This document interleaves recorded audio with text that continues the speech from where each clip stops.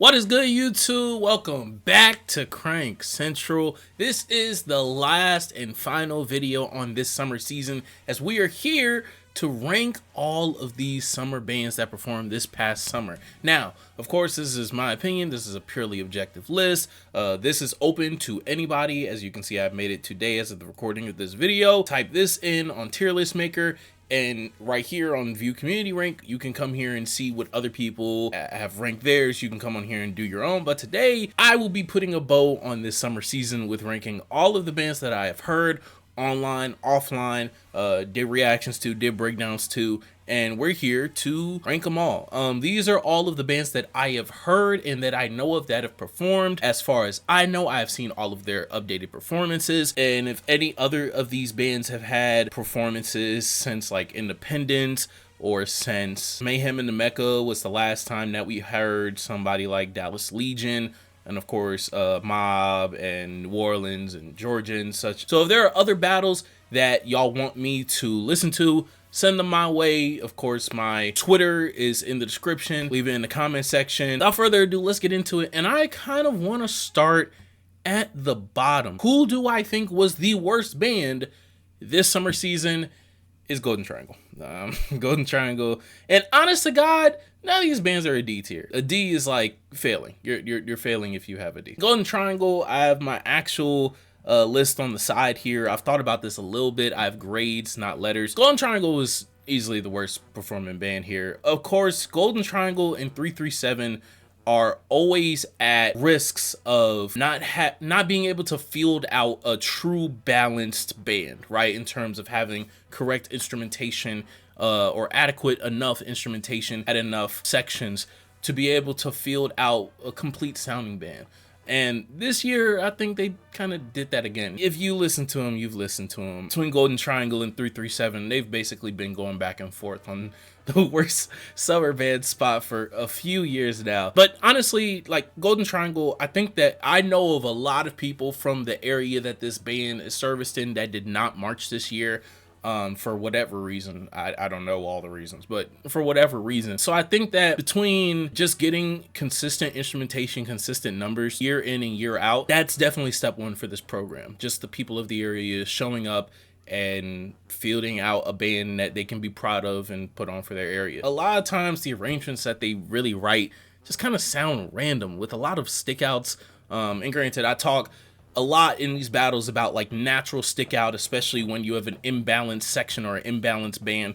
Regulators are probably the best sounding example of that. But Golden Triangle has a lot of their fair share of it, and in my opinion, it's only gotten worse since like 21, which I'd probably say has been their best outing so far since they've been a program. But if they can continue to grow in numbers, if they can continue to find stabilization in a band staff, and then try to carve out an identity in terms of how good the arrangements sound and how well executed they can be, of course they'll continue to climb these rankings and put themselves in better situations and such. You know what, fuck it. No, we're doing D. I know I just said I'm not doing any D's, but pause. Yeah, 337 is not too far ahead of them, trust me. 337 sounded solid at Smash Times Battle of the Bands. Shout out to him and other prominent investors or hosters or people in the community that are able to get together, pitch their money, ideas, pitch their equipment, and be able to, you know, provide venues and places for these bands to perform and battle and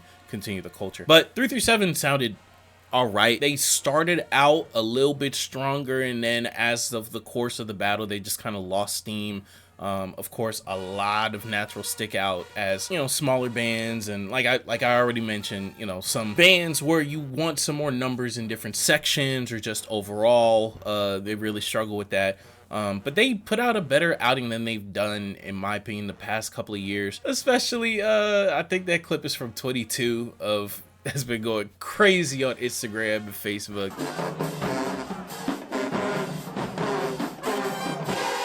Shout out my CV, he's in that video. But yeah, no, 337 definitely put out one of their better outings so far. The only thing with them is, even more so than GTA, I feel like a lot of their trombone breaks are just kind of stuck in there. A lot of the arrangements that they ask their band to play are just kind of all over the place. They lack traditional structure, as well as the fact that I think, if I'm remembering correctly, their trumpets were kind of all over the place. Just in terms of reaching for the sky, of course, when you don't have the support really too, that can lead to a lot of, even more so than just stick out, just like not really sounding good, let alone just not blending in with the rest of the band. Again, a growing program around since 2018, and the people in the Shreveport area definitely know that summer in, summer out, they have a program that is willing to invest time, invest resources, invest music into cultivating a product that will continue to grow. I believe year in and year out, this is still like a relatively young program. So, hey, seeing them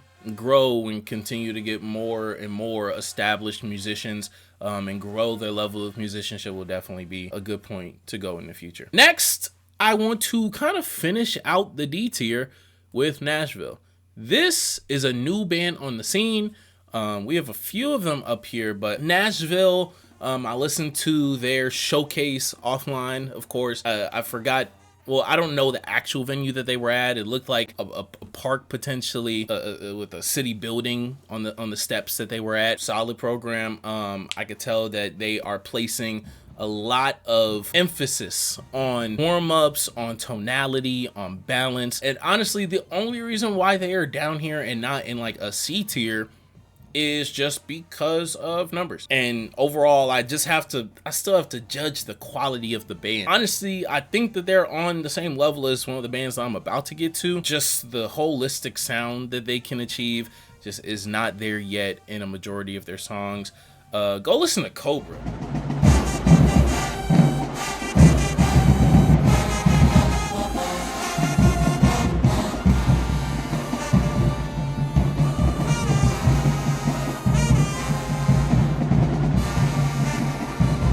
They have some really good, really nice arrangements that they're getting at.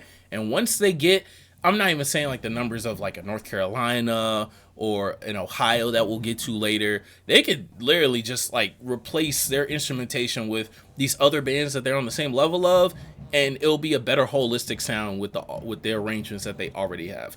And with the emphasis on tone and of not having a lot of variation and shaking in the note, I could tell that that is something that is either cultivated in the musicians in the Nashville area or that is emphasized on in practice. And for a year one, they sound great. I'm not gonna lie. I can't wait to see them potentially be in more battles, actual battles in the future, as well as just start to expand out and attract all the potential musicians in the Nashville area. I know that Memphis is a big attraction to Tennessee musicians, regardless of whether you just go to school in the state or whether you're from the state. But I hope that Nashville continues to prosper and grow its talent in the actual Nashville area, and that other people in Tennessee that tend to be closer to Nashville than wherever the hell Memphis is practicing, I hope that they do give Nashville a chance and that they can continue to grow as a program, because they are off to an amazing start regardless of their actual placement on here. And you know what?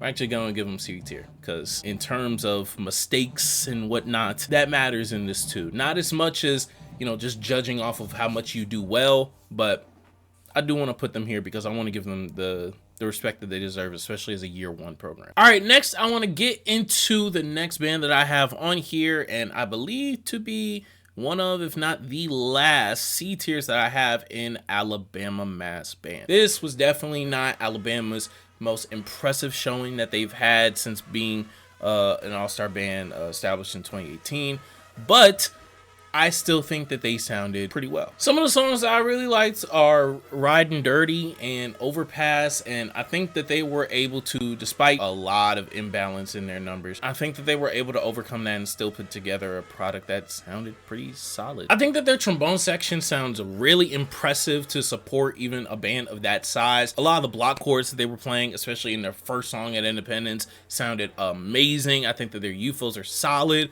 Their upper brass is able to actually hold notes out to their volume and to their value at a rate that I think that a lot of the bands that even that they rank under still can't do and provide. Specifically, kind of talking about Regulators in terms of upper brass and total, not just your mellows. Y'all were smashing. But in terms of Alabama specifically, the reason why they're at this spot is still because they lost. Still had some arrangements that I thought were a little bit wonky and just a little bit asking for too much for this band's size. I think that in some songs, tubas especially were overcompensating, and because of that, a few slip-ups, just a few intonation issues, UFOs. And when it comes to being a small band, you're put in a small position. You're put in a really weird position too. College bands historically have also faced this at a large scale, especially my own school, TSU, before I even got there. The level of size often led to band members trying to overcompensate and just like overblowing, over pushing. And so because of that, you have like crazy stick out, crazy, not sonically conducive music going on, noise, to be honest with you. And you have a situation to where instead of trying to find that balance, you have a lot of essentially warring sections. And it's not the best to hear sometimes. Now, at times, you're forced to do that. At times, it leads to this big euphoric thing to where everyone is giving everything that they have. You have some very strong block chords. Y'all definitely do that on Riding Dirty, where UFOs can just sing over the top of everyone. Sometimes the mellows get overzealous too, but yeah, just finding that balance and making it consistent, and hopefully getting some of you all's numbers back that I know y'all had in like 21, even 22. The sooner y'all get back to that, the more holistic the sound and the band can feel, and the better that y'all can be because of it. Next, we are going to shift gears to the B tier. And for this, honestly, in terms of grades, I have a tie. And that tie is between LLI and the Regulators. Now, I am more than sure that these Louisiana bands, historically, whether it be even New Orleans back in the day, Regulators right now, are tired of being put on a similar field in terms of people that may grade it, people's takeaways from it, as a band that is all high schoolers. But trust me, do not take it as that. Do not take it as me saying that you all produce the same sound quality as high schoolers. Especially the Regulators. I know that's an old ass band. Y'all got a lot of alumni in that band. And I'm on record saying it during y'all's battle. It sounds like it. I can hear the strength. I can hear the old man, the years that y'all have on the horn. I can hear the confidence in how y'all play. I can hear that. I can hear the age. I can hear the fact that you guys are old on those horns and have been playing a lot in a long time on those chords. Shout out to my CB as well. This isn't to say that you all are the same level musically as LLI, but the way that LLI is always able to, and shout out to Mr. Kenneth Collins now over LLI, curtail each arrangement to the level of musicianship and maximize where those kids are, I believe, to produce a similar, if not the same, quality of music as what you all did, to where there were a few situations where, of course, mess ups, slip ups, the natural stick out of just having low numbers, some imbalance, people just not knowing their music in the UFO section, trumpets doing a little bit too much at times, getting caught in between the cracks, trombones not always being able to support either the trombone breaks that they're given, especially when you're trying to write alternating parts or jumping chords or whatever. Some of the things that y'all are asked to do as a relatively veteran band in terms of age of the individual musicians, you just don't have the numbers to do. And so because of that, it leads to the product being soured compared to LLI. Now, granted, LLI didn't do everything great either, which is why they're in B tier and not, in the conversation with some bands that I'm gonna put over them. But I still think that in terms of y'all even out on the same playing field. And then you have to add the fact that y'all got covered. Y'all got covered on the song. Granted, y'all got y'all get back. That's great. That was a great moment. I'm glad that y'all could do that. I was there on the field. I was like, yes, I was cheering y'all on. But y'all got covered up. Y'all got cut off at one point. And this isn't just. I'm gonna be honest. Like I said at the beginning, this is a very opinionated list. So this all isn't just predicated on quality of sound with my headphones on. No, I was at these battles. I was at Mayhem in the Mecca. I was there. So like I know what the vibe was. I know what the faces I saw. I know whose lip was on the mouthpiece, wasn't on the mouthpiece. I've done this band shit. I know what it sounds like when everybody's playing. All right, I know that shit. So when it comes to a veteran band, I know what y'all supposed to sound like, and I also understand the vibe of this, and that's in matching the vibe. Not just in terms of like song selection. Oh, they played this, so let's play our loudest song. No, not just in terms of that. In terms of like owning the moment. We've seen small bands come into these situations where they're completely outnumbered and own the moment. 2021 Alabama. We've seen that. We've seen Hum some years just come out and start punching up and just like punch somebody in the mouth. Granted, they still might get covered up. They still might get overzealous at some times. But they can still put together a sound that sounds aggressive, that packs a punch, and that like has minimal mistakes. Y'all's mistakes just brought y'all a little bit low. LLI, this is definitely, in my opinion, one of the weaker LLI groups, just in general. Now, I know historically there's been claims and conflicts with, oh my God, they got Southern people marching for LLI. Oh my God, they got people who about to crab marching at LLI, blase, blase, blah. I don't know if that's the case this year. I don't know if that's not the case this year. But just in terms of, especially size, a little bit smaller. But in terms of the power that you all bring, this is probably one of the weaker groups of LLI that we've had in a minute. Quality of sound, like, it still sounds good. It's just, you know, y'all didn't provide anything, at least that I heard, to where it probably soared to an extra level of either musicality. Y'all played some pretty good stuff. I'm blanking on the names of songs right now, but like, trust me, I've listened to these bands, and y'all definitely played some things where it's like, okay, that sounds good. But in terms of isolated moments to where you just kind of go above and beyond, didn't really get that this year from you all's group. But of course, high school program, I believe Mr. Collins has been there for 2 years now, and first year back in summer band. It'll be great to see you guys back in the circuit. And of course that program is already great and can only go up from here. I'd say a pretty big gap between this band and these last two.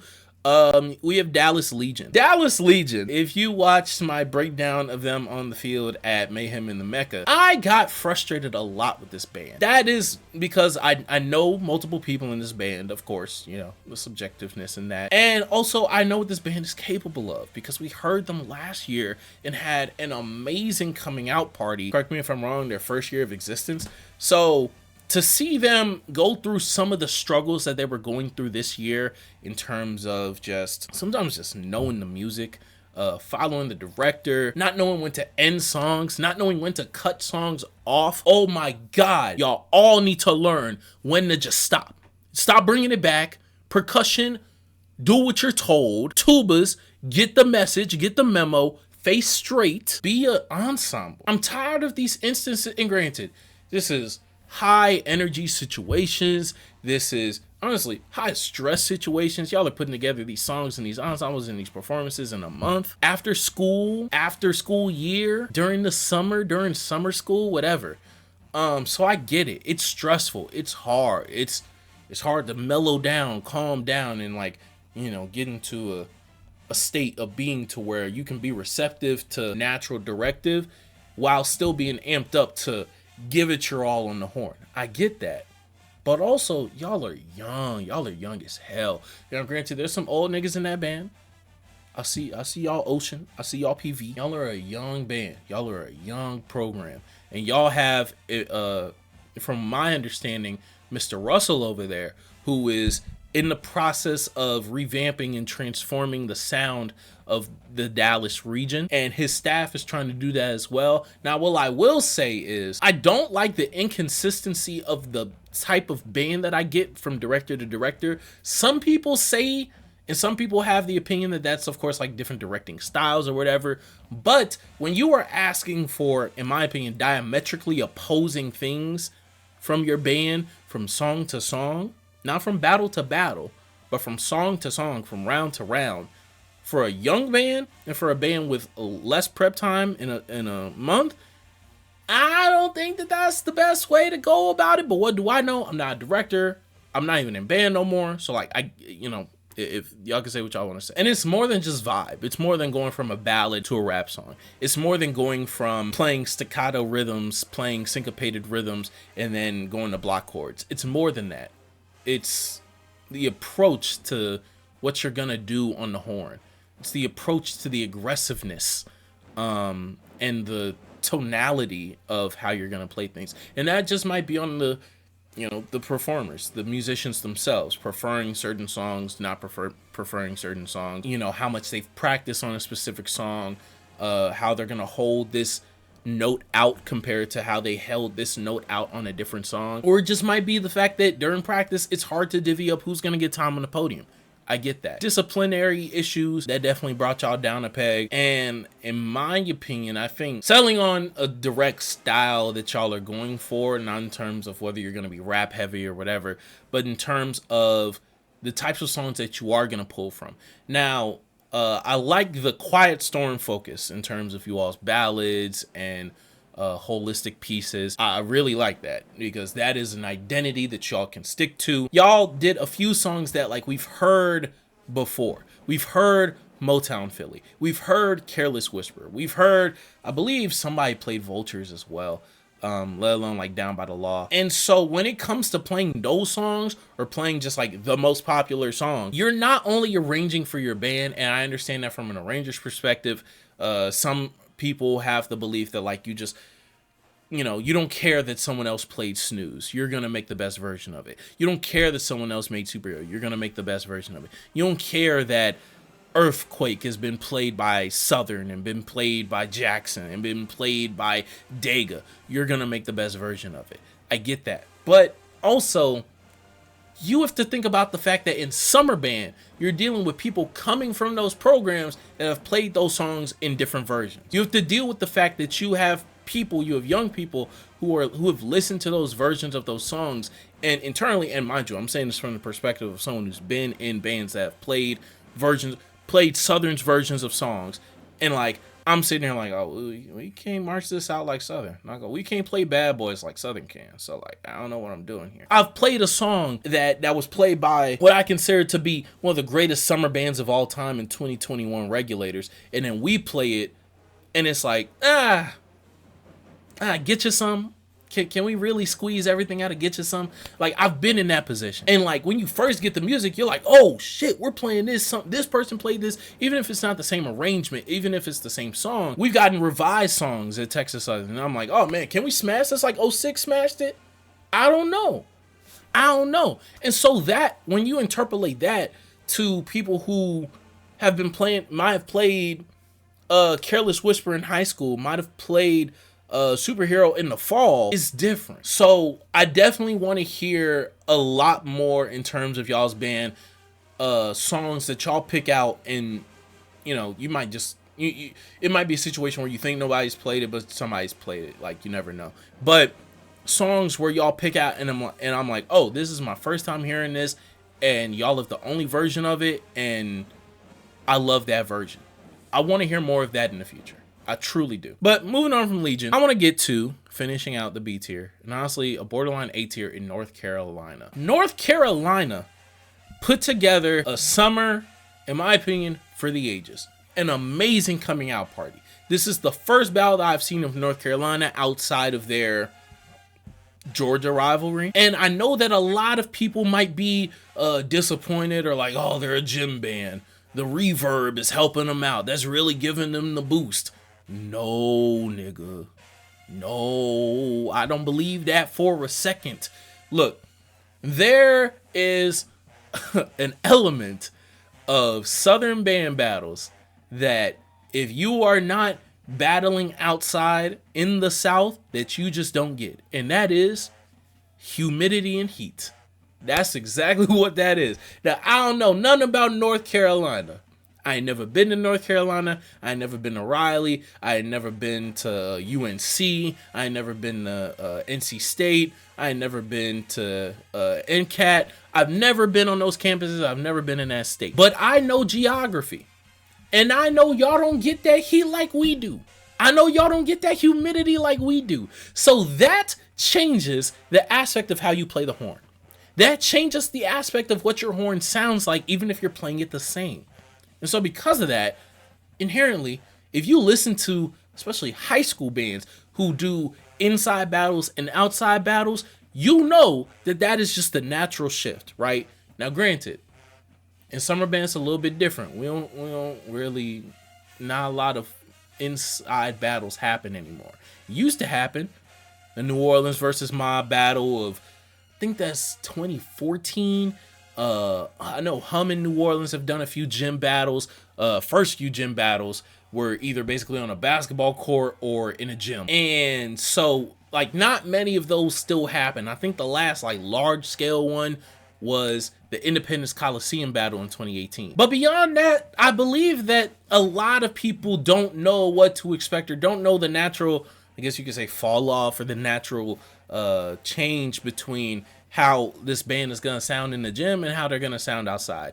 North Carolina went through a natural change. They changed the same way that I think GAMB sound changed from inside to outside. Now, granted, GAMB, because of their numbers, because of their chord structure, because of the way that they are able to layer their band, partially because of the numbers that it allows them to play with voicing in different ways and shapes and forms. They sound a little bit different only because of the support that sections like their mellow section, their trumpet section, and their trombone section allow them to do with voicing. That allows the drop off to be a little bit less, right? And if you watched Mr. Cummings on, not Show Style Talk, but on one of my constituents in the band community, you know, band reactions, band podcast, the Band Room podcast, actually, you went on the Band Room podcast. Shout out to them. Shout out to E. He was in the comment section the other day. And he was talking about how they have adapted to being able to write consistently for 40 plus baritones or UFOs a year. So because of that, they can break off like 10 to 12 UFOs and just continue the chord structure into 9, into 11, right? And be able to write separate counter melodies for trombone 3, mellow 2, and like baritone or UFO 4.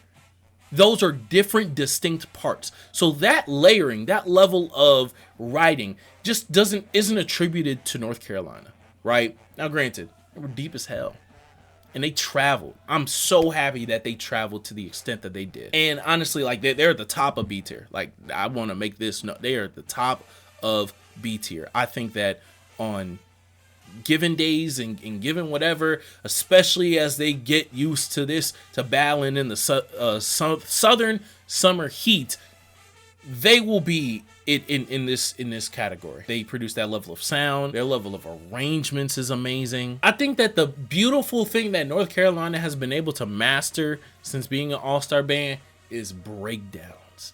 Their breakdowns and their vibes and their simple parts of trombone bass line, and then you got trumpets on a jumping chorus, staccato on 1 and 3 or 2 and 4, and then you might have like a little counter melody, but with no melody from mellows, and then it gets accented by UFOs either on like a bottom chord or a sting note, like everybody covers it on 1. Oh my God! The way that they're able to do that and master that and put that in. You put those elements in the different songs, the bass lines, they're really like just, I'm catching a vibe. Like that's it. I love that band for that. I really love their sound when it comes to that. And no cap, that's gonna get them a lot of cool points. So I'm really, really excited with what they were able to do. Amazing that they were finally able to travel and really put on a showcase versus these other bands. So yeah, they're in B tier. Getting to the last 2 bands that we have to rank. I kind of forgot about these because they're not on my short list. Motor City, I'll have to put them in like a low B tier. I have to give both of these bands a little bit of a tax for the gym battle, I'm not gonna lie.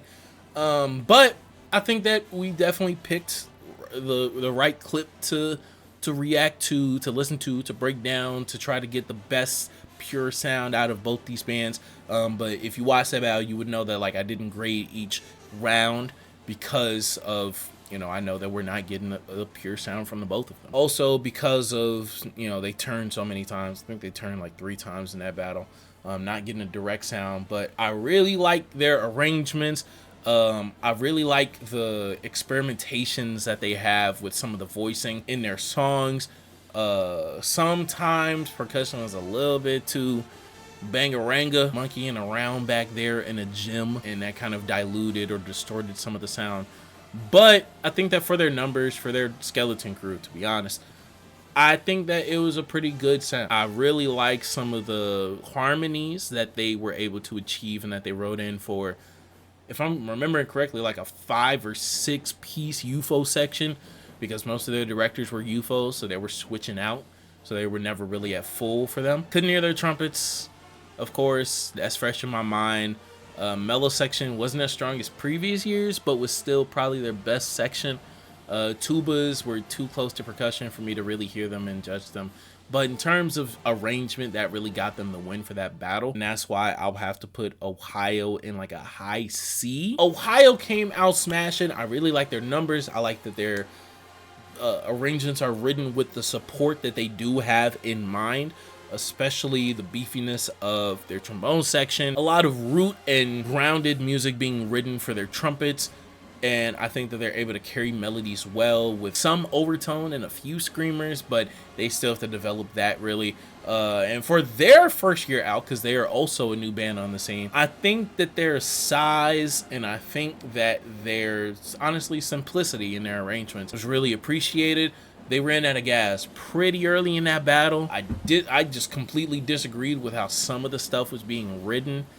And aside from that, they still put together a pretty good sound. Honestly, the only reason why I'm putting them in high C is because I don't think that the maturity of sound is there. Very similarly to Alabama, kind of similar to Nashville.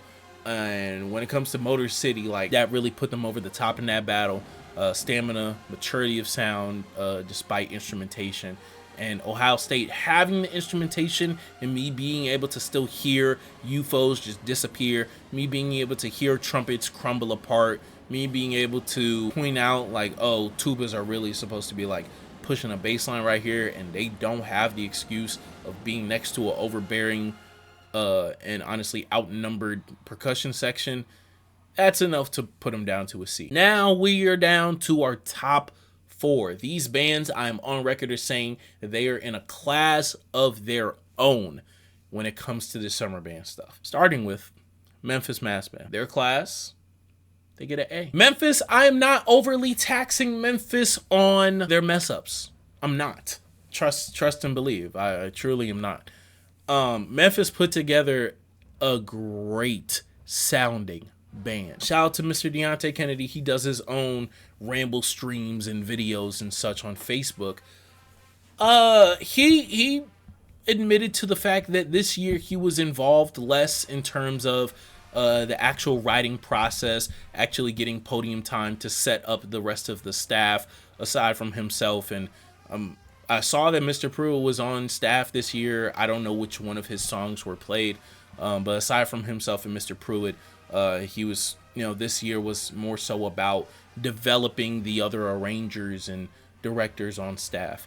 He also cleared up the Death to New Orleans, Death to Memphis, not Death to Memphis, excuse me, Death to Mob, song. That's just an original piece. The only reason why it was even titled Death to New Orleans in the first place was to encourage fast learning. So that's fine. That's a blanket. It's not corny to play versus another band not named New Orleans. That's fair. But what I will say with Memphis is that you could definitely tell some uncomfortability in some of the arrangements not from Mr. Kennedy. I'm not saying uncomfortability in terms of they didn't want to play it. I'm not saying uncomfortability in terms of they didn't know it.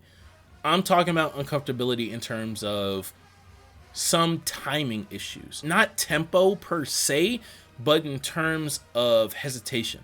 I know what it sounds like when a section, specifically Memphis's sections, are playing full, when trombones are understanding of timing and whether they're playing staggered parts, whether they're playing block chords, whatever. I know what a full-fledged UFO section sounds like from Memphis. So much so that I still consider them the best UFO section in summer band. I put respect on that section. Them Tennessee State niggas, them Craigmont niggas, them Whitehaven niggas. Where else they be going? Them Southern niggas. I get y'all. I've given y'all props and said that y'all been at the top of summer band since 22, since y'all was playing 4s Up. I done given that to y'all. But I know because I know how good y'all can be, I know y'all didn't do it this year. And in a similar way that Georgia took a step back in 2023, I believe that the formula of you all's arrangements was more apparent this year. The wind up, somebody had an amazing comment on one of these videos talking about what I was describing in terms of ending songs on the end of 4, winding up or winding down on chords, not finalizing chords or scales and whatnot.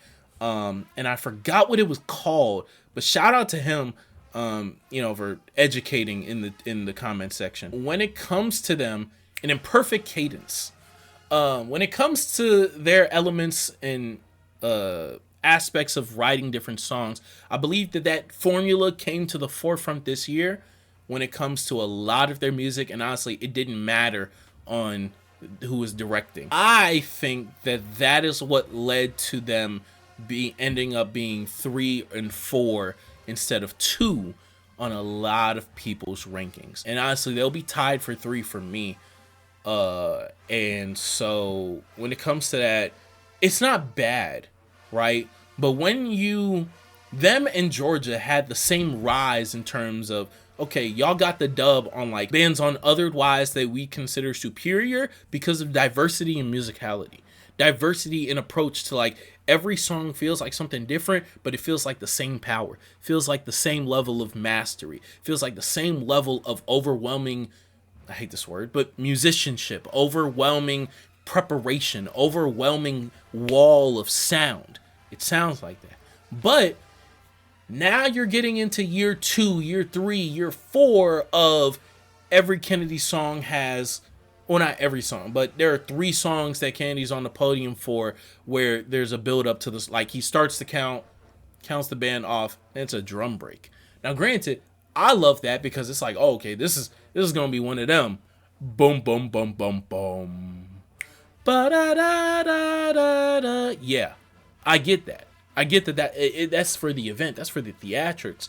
But for a lot of people, and even within the pacing of the battle, that can lose you some points. That can lose you some cool. That can lose you some theatric points, some cool factor. Doing that time and time again. Doing it time and time again where you end a song, you end a part, you end a phrase on an imperfect cadence, and then everyone drops out to reload. You're breaking the momentum of the song. You're breaking the momentum of the piece. Now, granted, I'm talking about arrangements and songwriting with people who have been doing this for decades and who know way more music than me. But again, opinions, rankings, interpretation. That's that when it comes to Memphis. Still an amazing sound, still got the best UFOs in this shit. Trumpets took a step back, Mellis took a step up, but I believe that has more to do with the writing and not like last year, them having a lack of whatever. I think that's just the songs that they happen to play. And doing an entire battle on the field, I don't think benefited them, to be honest with you. But in terms of who's tied with them at 3, it's New Orleans. And when it comes to New Orleans, a lot of people have been having discussions with New Orleans saying that, the GAMB 22 battle changed them. Now they playing on everybody else's wave. They are adapting to everybody else instead of just being New Orleans, just being Smash Mouth. This year was the most New Orleans sounding band. This year was the most pure New Orleans people in the band. This year contained, okay, we're gonna play high tempo, we're gonna play dancer tunes, we're not gonna play a ballad to answer you, we're not gonna play a gospel song to answer you, we're gonna smash you in the mouth, pause, And we're gonna play some high tempo, basically marching tunes for 90% of the battle. And that's what, go back and listen to 2015. Go back and listen to 2019. Go back and listen to the years they lost. 2019. Go back and listen to the years they were in tight battles for like 12, 15 rounds. 2015. Go back and listen to the beginning of New Orleans, when it was Simmons, when it was Coleman, before French, before Collins. Go back and listen. That's what y'all been. And y'all did that this year. Y'all just didn't do it good enough. Y'all just had the mistakes. You fucked up real big. It just didn't sound like everybody knew it. Y'all had middle schoolers playing. Y'all had the biggest band I've ever seen y'all have. Yeah, they would. Like this just wasn't a good New Orleans year. And you can use whatever, you can say whatever. Mind you, I know the most people in New Orleans band out of any of these bands. After this video goes up, I know I'm gonna have CB's DM. I know I'm gonna have my CBs in the group chat talking about, what the fuck is that nigga talking about? I know some of y'all gonna be in the comment section on this video talking about, what the fuck is this nigga talking about? He not from the city. How you gonna talk about this? Look, I love New Orleans. This is the greatest program in this shit. This is the niggas that started this shit. My own CB's on staff. I don't have no pleasure in this. And also, y'all didn't sound bad. But this is yet another year. This is another situation to where, whether it's the youth, whether it's some of the immaturity, whether it's some of the unpreparedness of, okay, the first 2 weeks you got people in school, which everybody does, but y'all have quite a lot of middle schoolers. Y'all got quite a lot of high schoolers in them trumpet and trombone sections. UFOs, mellows, amazing. Tubas, amazing. But y'all still fucked up. And that's not even just real big. Y'all was doing stuff on the field, not the best at times. New Orleans' highs was getting 3s. New Orleans' highs was getting 2.5s. Y'all lows was getting a 1. Y'all lows sounded like y'all didn't know the beginning of a song. Y'all lows sounded like y'all messed up a classic. And y'all just gotta take that, gang. I'm sorry. Y'all, like, that's just what it was. And mind you, in the entire battle, I believe that was a mob battle, I was like, okay, I started adjusting myself to just judging you all, not y'all's band specifically, but all these bands, and listening to all these bands from the perspective of, this is what they do best. I just want to hear them do what they do best. Y'all do marching songs the best. Y'all do 100 BPM the best. Y'all do 80 BPM the best. GAMB does balance, does ballads, does events, does soundtracks the best. Chord layering, voicing, they do that the best. Mob does ignorance the best. Does loud the best. Memphis does fancy the best. Does extravagant the best. Does pound for pound wall of sound the best. I'm judging y'all on that. And in that, New Orleans came up short, tied for 3rd with Memphis. Only because, like I said, y'all's highs are still y'all's highs. Y'all fucked up. So did Memphis. At least my number 2 band to be Mob. Mob had slip-ups, for sure. Mob was not perfect. I hate Mob's lack of intonation sometimes. I hate Mob's mellows. Y'all funky F-horns, y'all gonna come at me for that. I don't care. I hate the way that y'all play, gang. Why y'all slurring into no? Why are y'all? That's worse than like any bending of the pitch, any vibrato in the mellophone's notes where you hear a squiggly E flat. Like that's worse than all of them, because you're delaying the music. But aside from that, y'all came in on your second performance and cleaned up literally everything. Everything that y'all played the previous week, y'all cleaned it up and it sounded better. And then y'all came out, y'all were aggressive. The tone honestly was there on y'all's ballads. Y'all's UFOs were crazy. Y'all's tubas were crazy. Shout out to Drew in the gang. That's not something that I say much. That's not an opinion that I hold much. Like I listen to high school bands. I listen to I forgot the school that Drew is over. Mr. McBride is over. I listen to them and they sound like very raw to me, and I don't feel like he's refining a lot of that sound. He comes to the section, and even when he was at Alcorn, I think that when he went back to Alcorn, that section sounded very unrefined.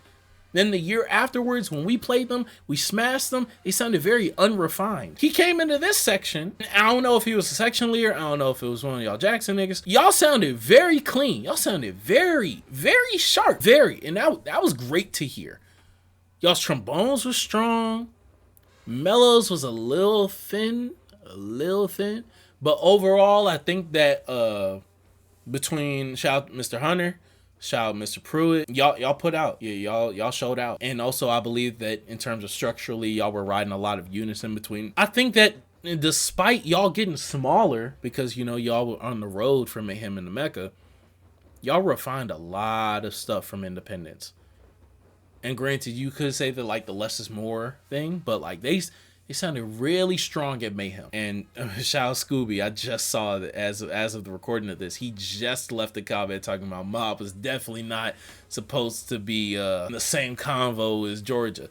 But to be honest, whether it's because of the collective mess ups of New Orleans and Memphis, whether it's because of transitionary period with letting in younger players with New Orleans, or transitionary period of trying to allow different arrangers to get their styles off and their preferences off with Memphis, it cleared the way for Mob to come back doing what they do best, and they did it the best. Now, if you want to nitpick, and if you want to hold every band to a similar standard of musicianship, which is fair, which is fine, which is just a different philosophy, I think that Mob would probably be on the same level as those other bands, still considering how much they messed up, how much music it sounded like they didn't know when it comes to New Orleans. If we're including things that I mentioned earlier that for other bands, like vibe, capturing the moment, and you know, just general executing better, even though your highs aren't nearly on the same level of musicality as Memphis's arrangements. Sonically, it never sounds as good as what New Orleans is able to achieve in passages between their UFOs and mellows. The consistency was there, and staying true to what y'all do best is there. And so because of that, like, if you just start collecting twos, you just start collecting 1.5s throughout the battle, you just eventually sound better than the people whose last thing I heard from them is fuck ups. And that's what it is. Number one, we got GAMB. GAMB's back on top this summer. Sonically, they sound ridiculous. Every song they play, it sounds like an event. It sounds like it could be put on a soundtrack. It sounds like the background of a montage. And like, some niggas gonna say dick suck, but like, that's what it is. And like, if you know, I was describing what everybody else's band sounds like, or what mold they fit into.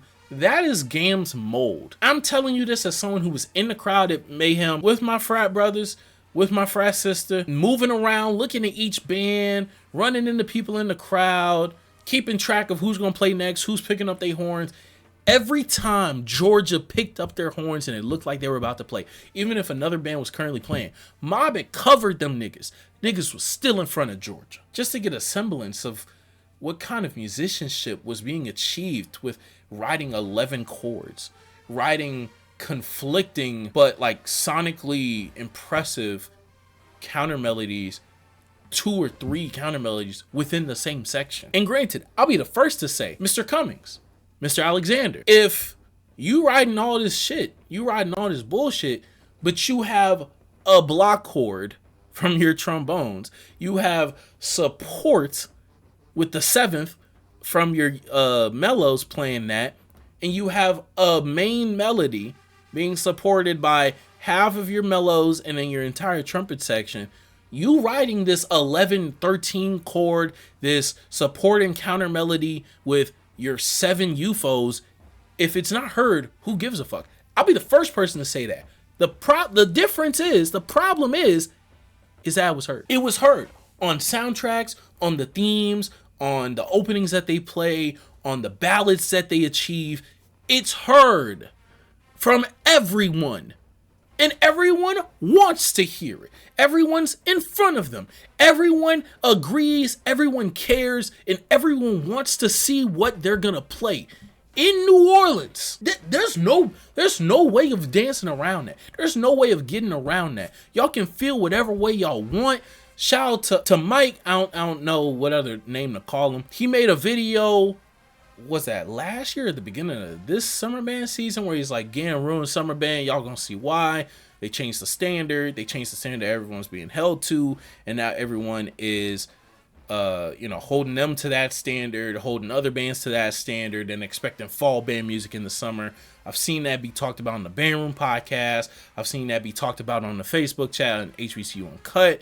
I get it. No cap. Y'all niggas want that shit. That's why at Mayhem, everyone was in front of them. That's why on Facebook, everyone's sending their clips. That's why people translating and taking those clips from YouTube, from A1 or whatever, and putting them on other platforms. TikTok for it to blow up. Instagram for it to blow up. Other than band channels. It's not One Band, One Sound. It's not Crankology doing this. It's reporters who cover HBCU sports. Kalan Brooks, I think that's his name. Shout out to him on Twitter. He covers HBCU news, HBCU bands, HBCU sports. And he covered GAMB. You got him posting GAMB clips on Twitter. Y'all aren't on Twitter. The band community isn't on Twitter.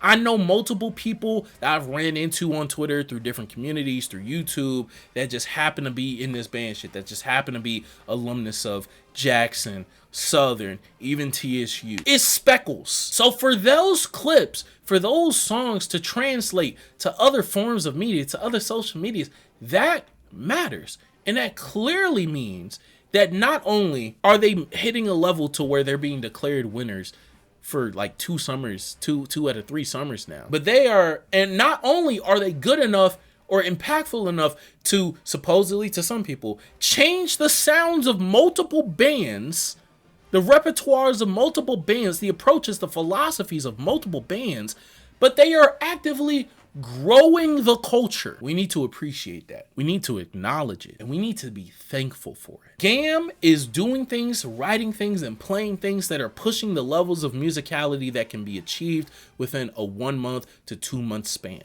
And because of that, it's adding and creating a layer of legitimacy to summer band that was not existent pre-2019. I've gone back and watched those. I know what y'all are reminiscing about. I know what y'all are clamoring for. I know what y'all are saying was so pure. And it was underground. It was passionate. It was heartfelt. It wasn't getting reposted outside of the bubble, outside of the culture. It wasn't being appreciated by the musician, by the average. And even now, like, some of y'all youngins go back and watch those battles and call them trash. I don't. I think 2015 New Orleans is one of the best bands I've ever heard. I think 2014 LLI is one of the best bands I've ever heard. 2014 Hum is one of the best bands I've ever heard.